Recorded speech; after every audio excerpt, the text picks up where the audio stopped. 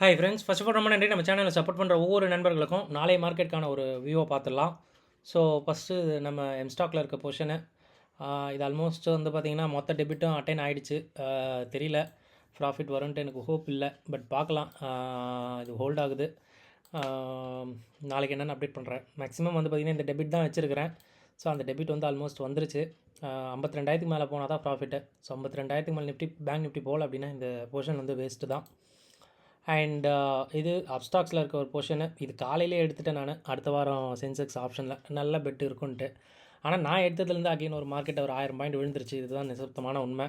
So தெரியல, இதுவும் மொத்த டெபிட்டும் இப்போவே அட்டைன் ஆகிடுச்சு. ஸோ அந்தளவு வந்து பார்த்திங்கன்னா நேற்று ஒரு டவுன் சைட் அட்டாக் இருந்தது. எதிர்பார்த்ததா அப்படின்னு கேட்டிங்கன்னா எதிர்பார்க்கல கண்டிப்பாக. பட் நேற்றோட எக்ஸ்பைரி ரொம்பவே கஷ்டமாக இருந்திருக்கும். நல்ல வேலை நம்ம வச்சுருந்த போர்ஷன் ஒரு ஃப்ளாட்டாக இருக்கும்போதே வெளியே வந்துட்டேன். 300 கெயினில் இருக்கும்போதே வெளியே வந்துட்டேன். ஏன்னா அதோட ரிஸ்க்கே வந்து 700 600 700 தான் டெபிட்டு போயிருந்தால் அவ்வளோதான் போயிருக்கோம். பட் இருக்கும்போதே நான் வந்து வெளியே வந்துட்டேன். எனக்கு காலையிலே வந்து சரியாக படலை, ஓகேங்களா. மேலே ஏறணும்னு ஹோப் இல்லை, அதனால் கொடுத்துட்டு வந்துட்டேன். மற்றபடி இவ்வளோ இறங்குன்னு சத்தியமாக எனக்கு தெரியல. ஸோ எடுத்துகிட்டு தான் இதை எடுத்தேன். அதுக்கு பதிலாக இது வந்து மாட்டிக்கிச்சு, வேறு எதுவும் இல்லை. பட் பார்க்கலாம், இன்னொரு 5 நாள் இருக்குல்ல. ஸோ 80,000 மேலே வருமா இல்லைன்னு தெரியல. Let's see. And market so ஒரு சூப்பரான ஒரு டவுன் அப்படின்றது தான் சொல்லி ஆகணுங்க. ஸோ பிபி டைனமிக்கு எந்த அளவு வந்து ஒரு நல்ல ஒரு ரெஸ்பெக்ட் வந்து நம்ம மார்க்கெட் வந்து கொடுத்தது அப்படின்னு சொல்லலாம்.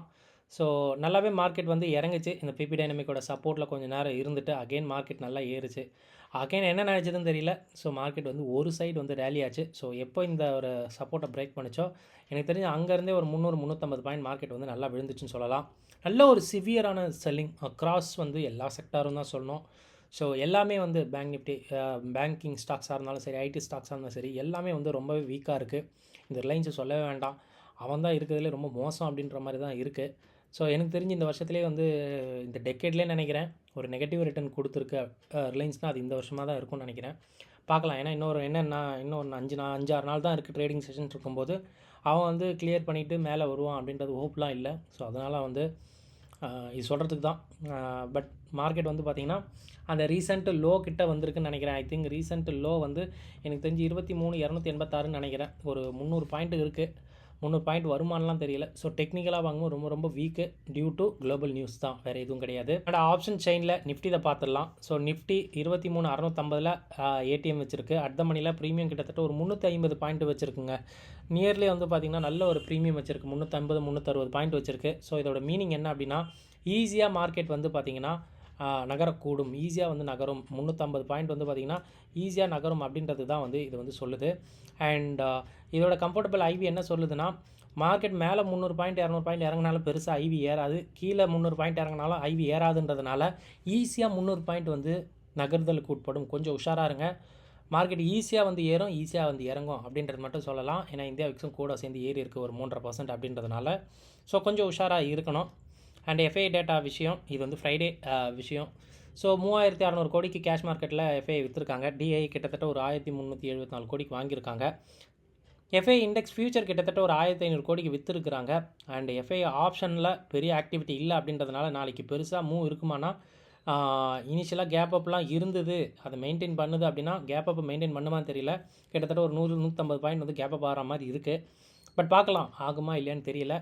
பட் இவ்வளோ இந்த எஃப்ஐ இண்டெக்ஸ் ஆப்ஷன்ஸ் வந்து ரொம்ப ஃப்ளாட்டாக இருக்குது அப்படின்றதுனால எக்ஸ்பெக்டட் வால்டிலிட்டி இருக்கும்னு நினைக்கிறேன். எக்ஸ்பெக்டட் வால்டிலிட்டினா அட்லீஸ்ட் வந்து இந்த 350 பாயிண்ட் ஸ்டாடல் ப்ரீமியம் வச்சுருக்குல்ல, அட்லீஸ்ட் அதையாவது அட்டைன் பண்ணோம். இது ஈஸியான்னு கேட்டிங்கன்னா அட்டைன் பண்ணுமான்னு கேட்டிங்கன்னா அட்டைன் பண்ணுறதுக்கு வாய்ப்பு இருக்குது. ஏன்னா அதனால தான் அவங்க 350 ப்ரீமியம் வந்து கொடுத்துருக்காங்க ஸ்டாடலில், இல்லைனா கொடுத்துருக்க மாட்டாங்க. இதுலேருந்து 350 பாயிண்ட் ஒன்று மேலே கீழே ஈஸியாக நகரும் அப்படின்றது மட்டும் புரிஞ்சுக்கோங்க. எஸ் நண்பா, நம்ம போகிற வீடியோ கண்டிப்பாக உங்களுக்கு ரொம்ப ஹெல்ப்ஃபுல்லாக இருக்கும்னு நினைக்கிறேன். அப்படி ஹெல்ப்ஃபுல்லாக இருந்தால் வீடியோ லைக் பண்ணிட்டு அப்படியே பாருங்கள். ஸோ மொதல் விஷயம், இந்த வாரத்தில் நமக்கு 4 நாள் தான் ட்ரேடிங் டேஸ் இருக்குது. ஆக்சுவலாக வந்து புதன்கிழமை லீவு. பட் குளோபல் மார்க்கெட் ரொம்ப ஸ்லோவாக இருக்க வாய்ப்பு அதிகம். ஏன்னா அங்கே வந்து 1.5 நாள் இல்லை 2 நாள் 3 நாள் வரையும் லீவ் இருக்குது மார்க்கெட் கொஞ்சம் ஸ்லோவாக இருக்க வாய்ப்பு. ஸோ அதையும் புரிஞ்சுக்குங்க. 1-2 நியூஸ் தான் இருக்கும், ரொம்ப பெரிய நியூஸ் இல்லை. ஃபெஸ்டிவ் சீசனால் கொஞ்சம் அங்கே பிஸியாக தான் இருக்கும். நம்ம மார்க்கெட்டும் ஓரளவு ஒரு மாதிரியாக தான் இருக்கும். இந்த வாரத்தில் நம்ம மார்க்கெட்டுக்கு எக்ஸ்பைரி வந்து ஸ்டார்ட் ஆகுது, மந்த்லி எக்ஸ்பைரி. அதையும் உஷாராக வந்து பார்க்கணும். இந்தியா விக்ஸு வெள்ளிக்கிழமை ஒரு 3.8% அப்பாக இருக்குது. மார்க்கெட் நல்லாவே இறங்கியிருக்கு, 300-350 பாயிண்ட் வரையும் இறங்கியிருக்கு. ஸோ எதிர்பார்த்த டவுனான்னு கேட்டிங்கன்னா சத்தியமாக கிடையாது. டெக்னிக்கலாக ரொம்ப வீக்கு. இது குளோபல் மார்க்கெட் அப்படியே அப்சர்வ் பண்ணுது, வேறு எதுவும் இல்லை. யூஎஸ் மார்க்கெட் வந்து பார்த்திங்கன்னா வெள்ளிக்கிழமை ஈவினிங் அங்கே வந்து யூஎஸ் விக்ஸை ட்ராப் ஆகி மார்க்கெட் வந்து கொஞ்சம் ரெக்கவரி கொடுத்துருந்தது. அதனால் நம்ம மார்க்கெட் ஒரு கேப் அப் வரும், ஒரு பாயிண்ட்டுக்கு மேலே கேப் அப்பாக இருக்கும்னு நினைக்கிறேன். பட் அது சஸ்டெயின் ஆகுமானா கண்டிப்பாக வந்து தெரியலை.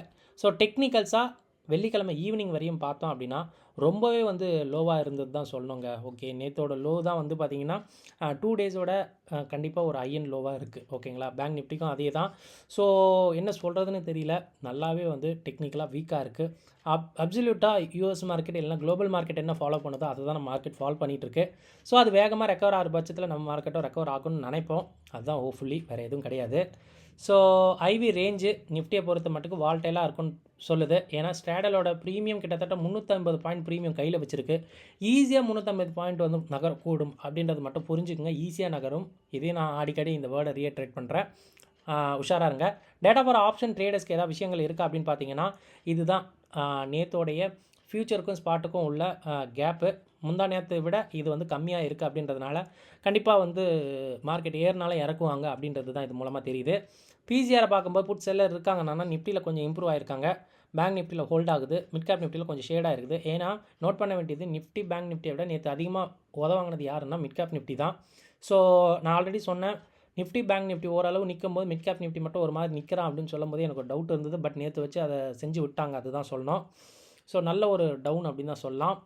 அண்ட் யூஎஸ் மார்க்கெட் வந்து ஃப்ரைடே அப்பா இருக்குது. ரிலீஃப் ரேலி அப்படின்னு கேட்டிங்கன்னா அதுதான் சொல்கிறாங்க. பட் என்ன அப்படின்னா நேற்று அவங்களுக்கு பிஎம்ஐ டேட்டா வந்து நல்லாவே ட்ராப் ஆகிருக்குது. ஓகேங்களா, ஸோ அது ட்ராப் ஆனால் தான் அடுத்த ரேட் கட்டை பற்றி யோசிக்க முடியும்னு சொன்னதுனால அது மேபி ஒரு சியரிங் பாயிண்ட்டாக எடுத்து மார்க்கெட் வந்து ரேலி ஆகிருக்குது. நம்ம பார்க்கலாம் என்ன இருக்குன்னு சொல்லிட்டு. ஃபெஸ்டிவ் வீக்காக இருக்குது. டெய்லி எக்ஸ்பைரி இந்தியாவில் வந்து இருக்குது. ஸ்டாக் ஆப்ஷனு கூட இந்த வாரம் இருக்குது அப்படின்றதுனால கண்டிப்பாக வால்டிலிட்டி ரொம்ப ஹெவியாக இருக்கும் நண்பா. ஸோ உஷாராக இருங்க. நெகட்டிவ்னால் கண்டிப்பாக குளோபல் நியூஸ் தான். குளோபல் நியூஸ் என்ன சொல்லுதோ அதுபடி தான் நம்ம மார்க்கெட் வந்து நடக்கும். ஸோ எனக்கு தெரிஞ்சு ட்ரேடிங் வந்து கொஞ்சம் இந்த வாரம் ரொம்ப கஷ்டமாக இருக்கும்னு நினைக்கிறேன். 4 வாரம் அப்படின்றதுனால எனக்கு தெரிஞ்சு பேங்க் நிஃப்டி எக்ஸ்பைரி முன்னாடியே வந்துடுது. ஓகேங்களா, செவ்வாய்க்கிழமை நாளானிக்கே வந்துடுது. பார்க்கலாம் என்ன மாதிரி பொசிஷன் இருக்குன்னு தெரியும். ஸோ அந்த பொசிஷன் வந்து எப்படி இருக்குன்ட்டு அப்டேட் பண்ணுறேன். எனக்கு தெரியல அது ப்ராஃபிட்டுக்குள்ளே வரும் அப்படின்னு சொல்லிட்டு. ஸோ எதுவாக இருந்தாலும் நான் அப்டேட் பண்ணுறேன். இந்த வீடியோ உங்களுக்கு ரொம்ப ஹெல்ப்ஃபுல்லாக இருந்திருக்கும்னு நினைக்கிறேன். இந்த வீடியோ பார்த்ததுக்கு ரொம்ப நன்றி. தேங்க்யூ. ஜெய் ஹிந்த்.